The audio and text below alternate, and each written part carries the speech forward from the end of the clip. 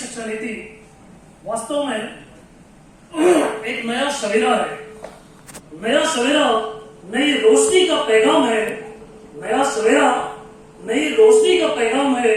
शिक्षा से ही उठेगा, शिक्षा से ही सजेगा भारत, ये हमारा अरमान है। राष्ट्रीय शिक्षा नीति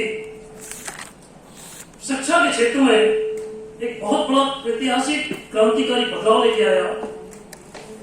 यह शिक्षा को सर्वसमावेशी, कौशलात्मक, रचनात्मक, प्रोजेक्ट बेस्ड लर्निंग लेकर आने वाली नीति है। महात्मा गांधी के कथन में उन्होंने कहा है, शिक्षा क्या केवल अक्षर ज्ञान प्राप्त करने का साधन है? नहीं, यह आत्मनिर्भर बनाने की एक कला है। अतः इस आत्मनिर्भरता के गुण को लेते हुए राष्ट्रीय शिक्षा नीति में इसको समाहित किया गया है। हम इसके आयाम को लेते हैं।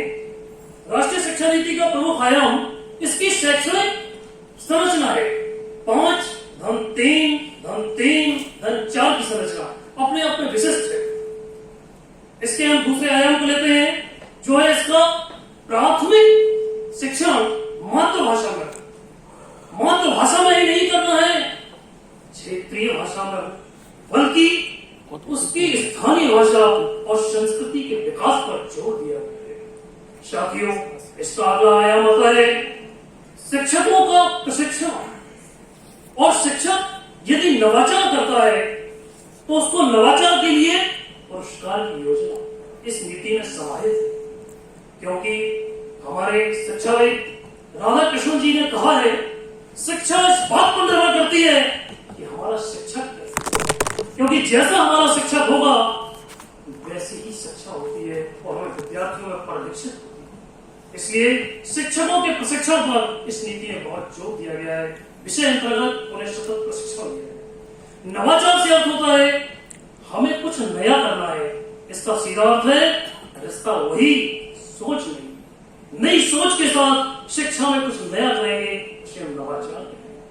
अब हम लेते हैं इसके अगले आयाम में, जो है शिक्षा के लिए लचीलापन। लचीलापन का अर्थ है विषयों की संपूर्ण उसको स्वतंत्रता दी गई है। बालक किसी भी वर्ग का विषयों को चुनाव कर सकता है। उच्च शिक्षा में देखें, प्रथम वर्ष यदि पूर्ण कर लेता है तो उसको हम सर्टिफिकेट दे देंगे। दूसरे वर्ष में उसको हम डिप्लोमा दे देंगे। तीसरा वर्ष पूर्ण करने पर उसको हम डिग्री दे देंगे। बहुत लचीला दिया है।